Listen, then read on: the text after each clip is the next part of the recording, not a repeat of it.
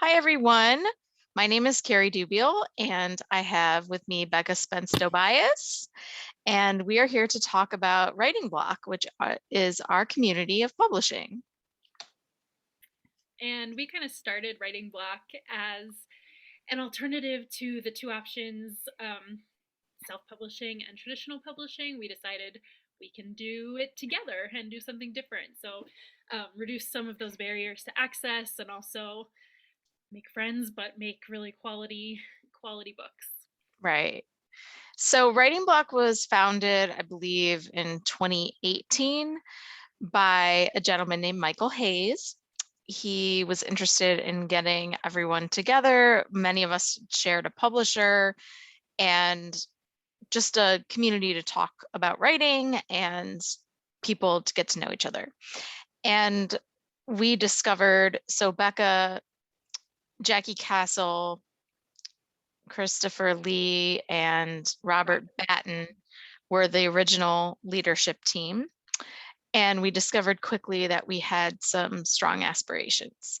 So we grew from a writing community to, we still do the writing community, we still have it, but we now also have a publishing arm and a podcasting arm, which we'll talk about. Mainly, we're talking about today the publishing arm. But with the podcasting, we'll have a little commercial for that too. And then we've also got the networking benefit that there's a lot of really talented people in the group. So if you need something edited and it's not through the publishing arm, like we're not publishing it, you can trade maybe your design skills or your project management skills. You could trade that with me. I do the editing, and then you wouldn't have to pay anything. So it's kind of like getting people together and forming partnerships. Yeah, it's a great place to find critique partners or even just post your questions about writing, your frustrations about it. So it's turned into Mhm. a pretty special place. Yeah, and we also trade reviews and we post arcs in the group so that everybody can see what's going on. And Share what yeah, we've learned about marketing. yeah, we have learned a lot. We'll get to that. So like I said, today we're talking mostly about the publishing, but we can't not do a commercial. So the way Writing Bloc is now structured is that we do have a management team, which is me, Becca, and Jackie Castle. And we handle kind of the overarching organization. And we have the podcasting arm and then we have the publishing arm. So the whole community is run by the three of us, but then Jackie focuses on the podcasting.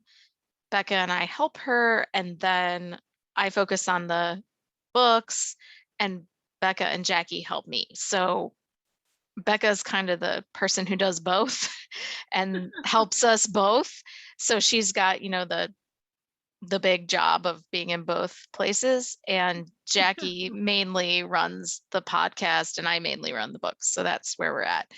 So I definitely recommend that everyone check out indiewriterpodcast.podbean.com. We love doing it. It's super fun. I want to add too, like, because we are a cooperative, a collective, um, even though the three of us kind of make sure things happen, there are so many people that do so much for the group. And we Yes, want to for give sure. shout outs. Michael Welch is amazing. Mm-hmm. Caitlin Platt. So it's not just us. Everyone's kind of in it together. Yeah, and I should have mentioned that. Like, it's Okay. not just the three of us doing all the work, but it has been really nice to see people from the community step up, especially since it's a lot of work. We do have an LLC, but it's not super profitable. So there's a lot of work that people step up to give, and I really truly appreciate that. Which I think is like a testament to what a great community it is, that people just feel so much belonging and so much ownership that everyone's ready to step up when we ask. Right. And the cool thing too about the podcast and the publisher being part of the same community is that people from the community will often be guests on the podcast. So we've got a lot of that kind of networking and cross promotion going on. Okay, so a little bit about our books. Becca and I are going to talk about the anthologies, which kind of kicked off this whole creating and publishing scenario. Journey. And then we'll talk after that about how the individual books got started and how a lot of things are different between the two, but we've also learned a lot along the way and what is kind of shared. So, did you have anything you wanted to add, Becca, on this slide?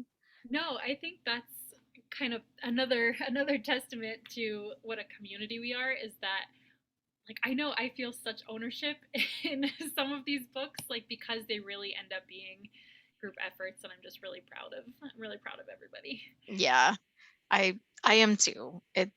We have a lot of different things. There's certain genres that we specifically focus on: contemporary romance, fantasy, science fiction, and mystery. We don't do young adult. We don't do, Western or anything, super niche like that. We do a little bit of horror.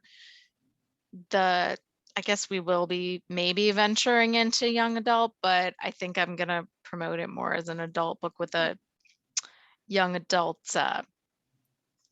cross readers. I don't know. We'll see. I have somebody That's one kind of of the cool in things. the hopper. No announcements Oh, yet. okay. That's one of Yeah. the cool things about the anthology, though, is it isn't genre specific. It's all around a theme, and that we work together to pick that theme. So Yeah. very So cool. we've done 3 anthologies so far, and then we also had one curated anthology, which I can talk a little bit about too. Cool. Okay, Becca, do you want to talk about Escape Yeah. So first? Escape is the first thing we did, and it just so Michael Hayes created this community, and we just started talking about all our big dreams. And I said, "What if we did an anthology?" And everyone was just immediately on board. Like people were so into it, and we immediately decided that we would do all of it together. That we would edit together, market together. So we decided. I think we just voted on the theme, Escape, and was it 20 stories, 19 stories we ended up getting, maybe 20, and then Yeah, um somewhere in the 20-ish range. yeah, and it just felt really, it was kind of like a breakthrough. It was like we can do that, like we on our own can make this happen. Together in this group we have all the pieces we need to make a book, Right. and then we showed ourselves that we could do it. We followed through. And I think that really, the slide says to bring the community closer. I mean, it really cemented us as a group. I think not that we're like insular, but just that we like have a shared sense of accomplishment. Yeah, for sure. And that has definitely continued.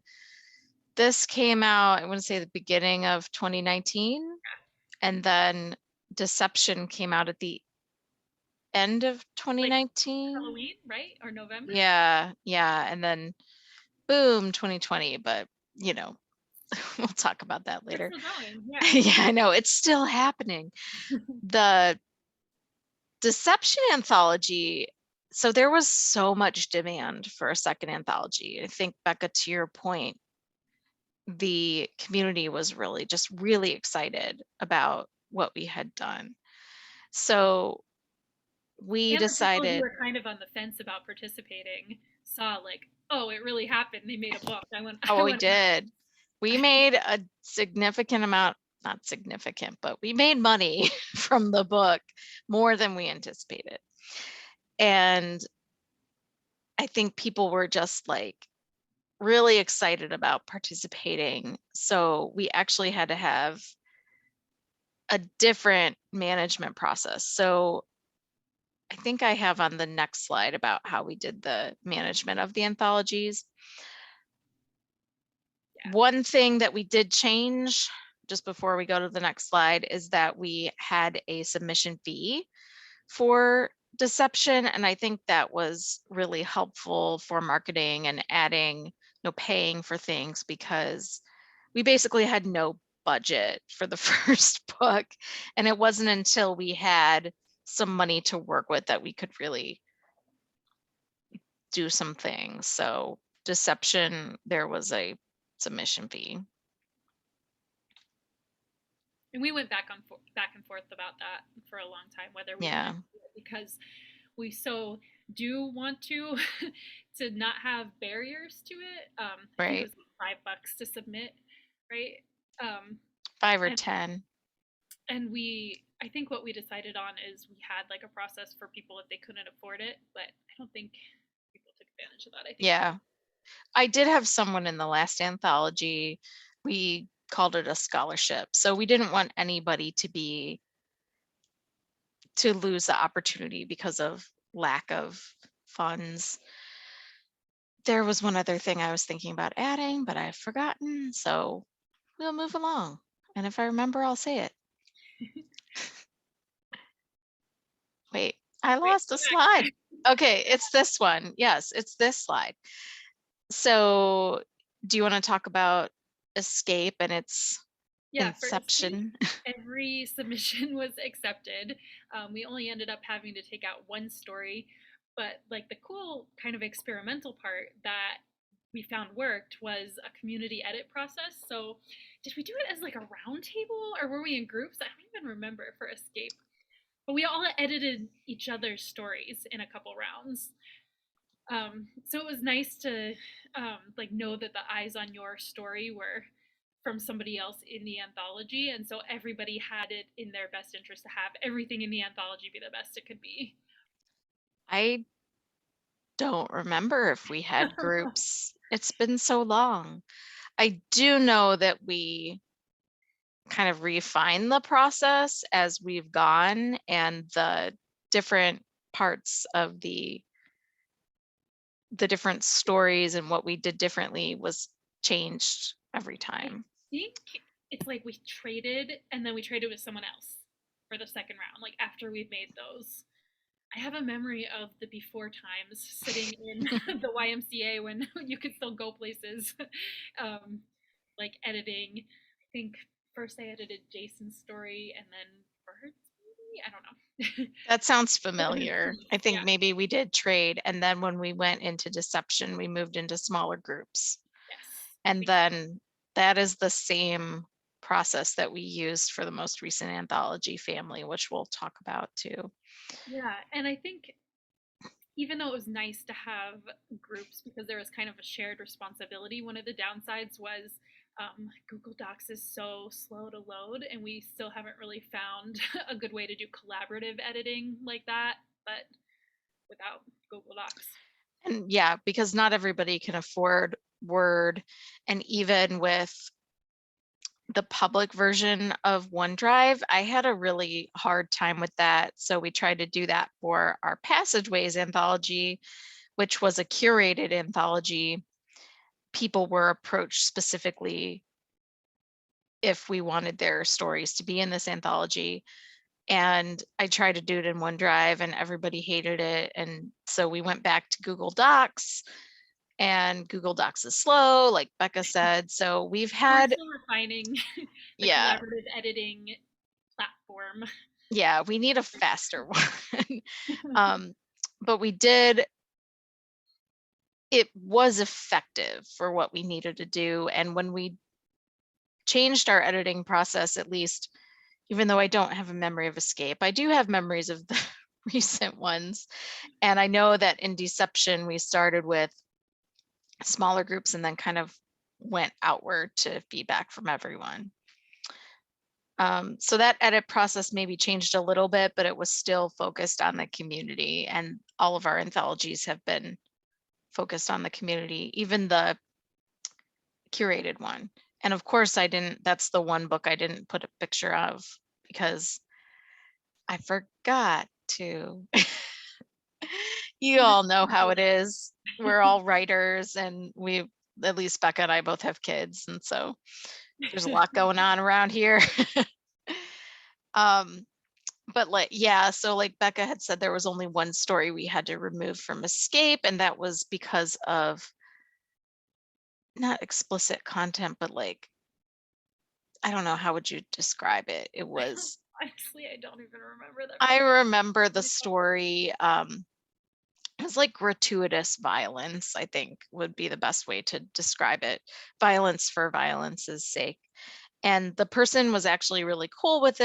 And they were like, And are still a part of the community. yeah, they were like, no worries, totally get it. It's not what y'all are going for. So that was good. So the second one, we had, I think, 37 submissions and only room for 22 stories. So we couldn't accept everyone's.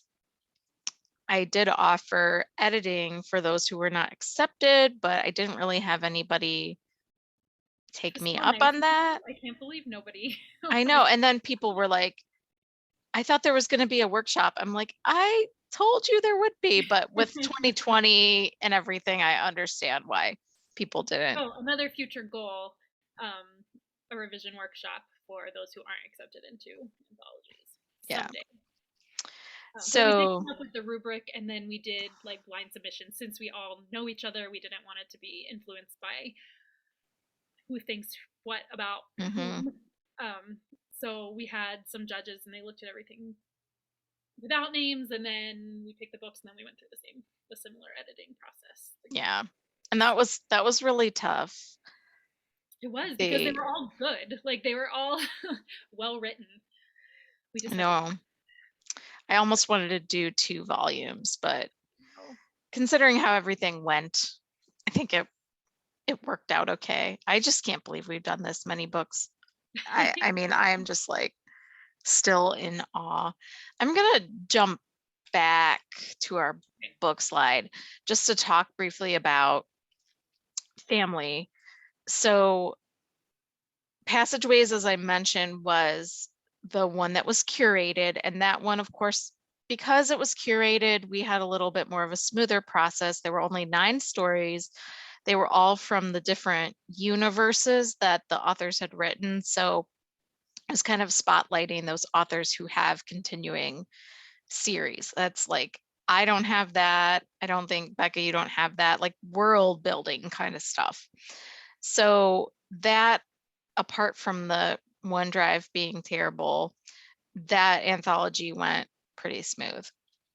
With family, because I've been doing so much of this editing, which we'll talk about later too, I could not do the author wrangling, as we call it. So Michael Welch, who Becca mentioned earlier, stepped up and he actually did all the coordination of all the groups. And it was like small group to a little bit larger to a little bit larger until everybody had a chance to give feedback. So that went really well. And we just released that in April. I think that, having Michael to help us out made a huge difference. We were definitely a little bit overwhelmed with the first 2, and having that person to just kind of bring everything together was really helpful. We hope to release the first 2 anthologies again with new formatting that's branded the same as family. So maybe watch for that. We'll see. And we did, so the design process for family was democratic also. We did like rounds of voting to Yeah. their And cover. yeah, everybody submitted their covers and then we had voting. And Escape and Deception were Well, I more think designed specifically. Deception. Oh, we voted too, but one of our members like commissioned somebody for Yeah. submission. Yeah. That was a little bit more complex than some of the other ones. All right, I think we'll talk now about marketing and design. Yeah, so we talked a little bit about how our covers worked. And So our, some of them, I mean, some of them we do outsource. We have professional cover designers if we have that in the budget. mhm. And that was Deception was a professional, Family was a professional, Escape, I believe, was put together on Canva, just like this Chris presentation. designer. Yeah, Chris did that one. So, you know, what I've learned is that you have to develop like more of a brand for the covers. I feel like we're still working on getting all those covers to be in the same style, or at least similar enough that people can tell this is a writing block book. So we need to work on more that and the imprints. We discussed branding for the podcast versus the books and making sure that that people know the difference between them, but also that they're all together. I just realized I did not use the Oxford comma here, and that's a little stressy to me because I'm a total Oxford comma person, so I Let's apologize. pretend like there's a comma there. Yeah. And there was some interesting stuff with the anthologies that we definitely pushed for a big orange banner on release day, and we did get it. But then everything kind of like just tapered off, as it does in indie publishing. So after that first rush of everyone's excited and everybody has friends and they're all in the anthology and everybody buys everything, then we have to then work on the marketing and the And I think that's one of the promotion. challenges doing Hmm. a cooperative model like this, um, because people are more focused and are already spending so much energy on promoting their individual brands and individual works that it's hard to kind of rustle up the same enthusiasm for marketing the collective, but Right. we're getting better at I it. feel that way too. And Caitlin Platt has really stepped up for that. She's a marketing professional and she's helping me put our calendars together so that we can be I cannot think of words today. Intentional. We can be Strategic. intentional about our processes. And we're still, it's an iterative process. We're still working on this, and talk a little bit about that when we talk about the main books. And so, Carrie, do you want to talk about, because we have kind of an advantage with you as a librarian, you kind of know about distribution. But if Hmm. somebody's watching this and they're like, I want to get a group of my friends together and put out an anthology, what can you tell them about learning about distribution? So I definitely recommend the independent, gosh, I sound so dumb, Independent Book Publishers Association, which we are members of, and you can really learn a lot about keywords and what your cover should look like and what your Amazon page should look like.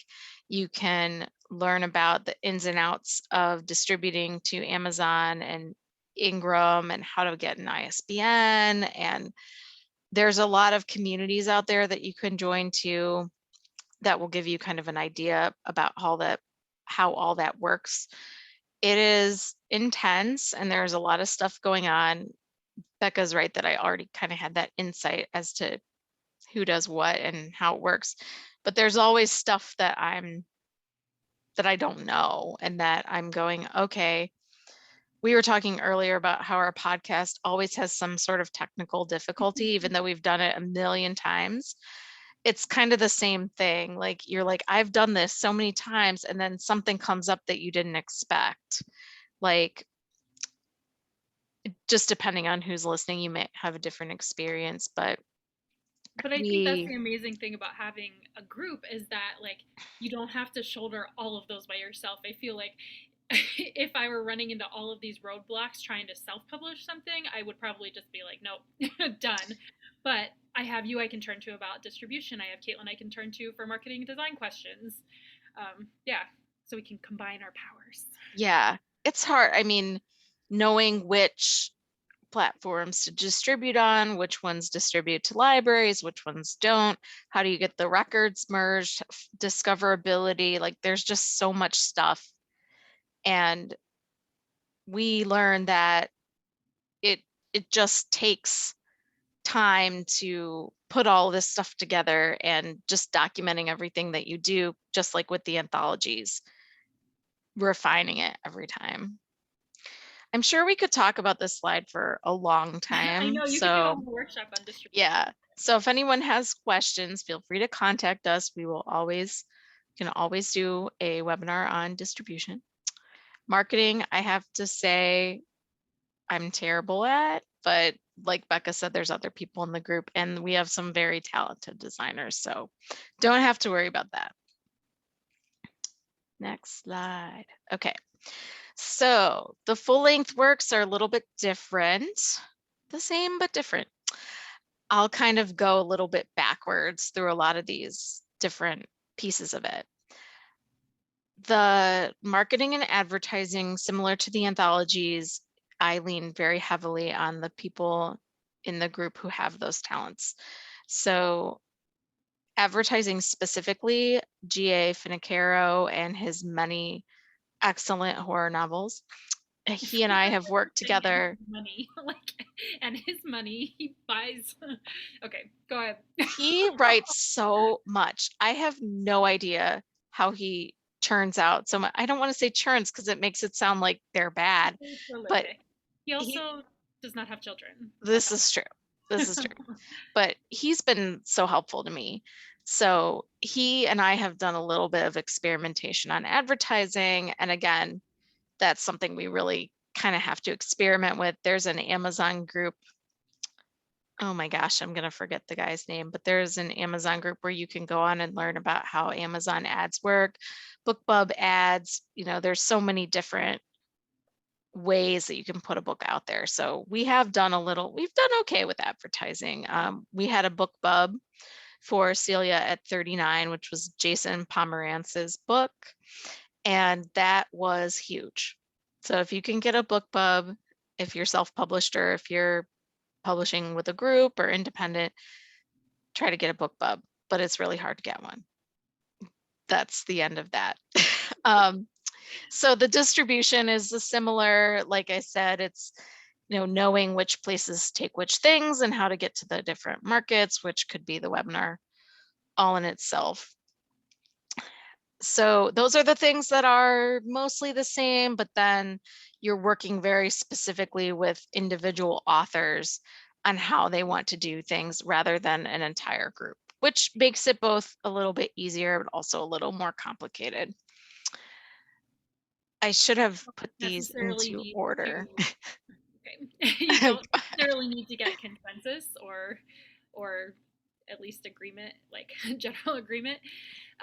But it means that people are more likely to have like a very specific idea of how they want things. Yeah. Because they're more invested in and titles. And the one thing to bring up and under the terms is that because we are a cooperative company, kind of, I mean, we have an LLC, but we don't really make money. The terms are that if they want advertising or marketing over and above what we can provide, they're welcome to pay for it, but it's not a requirement. It's totally up to them. They have the power to do whatever they want, but because we are cooperative, you know, there's different ways to get that. And then those the flip resources. Side is we have a really good royalty percentage. I was gonna say that. So they pay, or we take 50% of royalties until their costs are earned out, and their cost just depends on how much work they do. So in the example of G.A. Finocchiaro's books, he does all the design, he does all the formatting, he does the ads himself. Basically, we give him a platform and he runs with it. He's really good. I love his books. But with him, I do the editing. So he has to make up for that editing my time. And then when he's done, he earns out earns out in a writing block sense, not a general publisher sense. Yeah, then we take then 75 to 80%, or he takes, other way around. He takes 75 to 80, just depending on the contract. Which is pretty incredible. Yeah. If you So looked at a publishing contract. yeah. So we don't take a lot of the money, but doing the 50% helps us recoup our costs. And just going backwards to the three major things that get done before any of the marketing and advertising get done. The submission process, it's very similar to traditional publisher. The submissions, they get sent to me with 3 chapters and a synopsis. And then between me and then the other leaders on the team, we decide if it's something that we want to pursue. Most of the, well, pretty much everyone is a member, so we already know how they are, their writing. We know what kind of books they write, and They're a good writing citizen. right, are they a good storyteller? Yeah. Yeah. So then I do the editing, but then our author wrangler takes care of the contract and working with all of the different people who are part of the cooperative. And going to design, it's the same thing. So like Becca said earlier, sometimes we contract out, sometimes the person pays for their own covers, sometimes someone in the community does the covers. So it just depends. And that's why we're kind of working on trying to get a consistent look.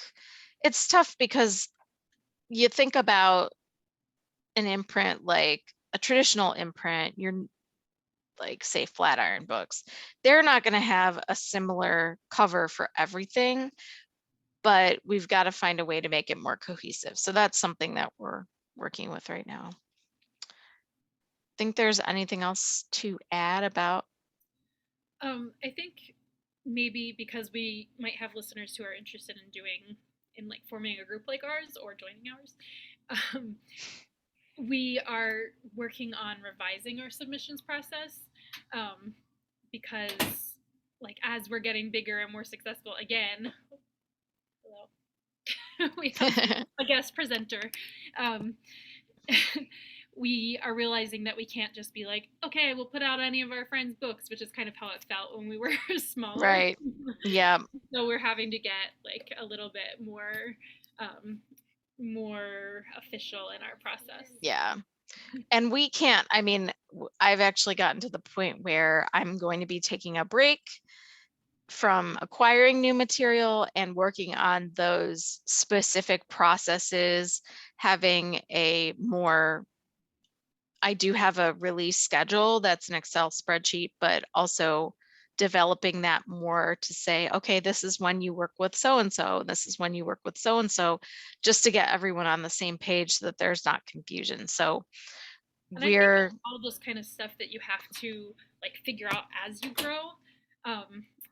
But I would say think about that if you're thinking about getting a group together to do this, like just have it in your mind that like if you're successful, you're gonna have some processes. right.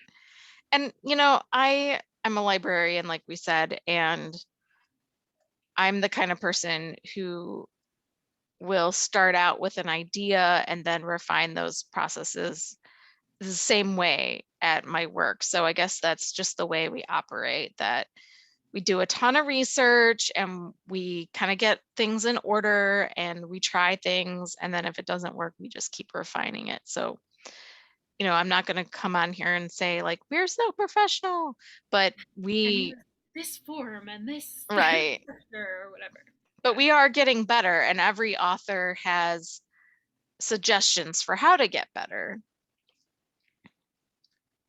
All right, just a couple of quick things that we have done. Success stories. Yeah. So our first full-length book that was not an anthology was Celia at 39 by Jason Pomerantz. It's the one with the girl on the cover, the kind of a like coral color, I guess I would say. It's a very cute book.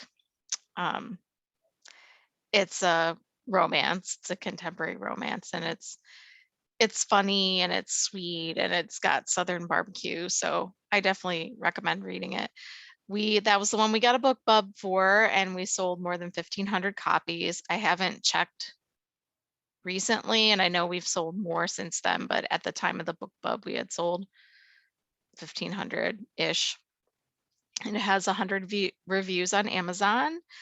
And Kim Rhodes from Supernatural reads the audiobooks. So we got some pretty good traction with Celia. We're very happy with Celia, and it's a great book. That's something we should probably mention, though, is that Jason retained his rights and did the audiobook separately, Yes. right? Yep.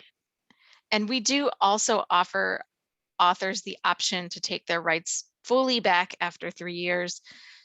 Jason elected to stay with Writing Block, so he will continue.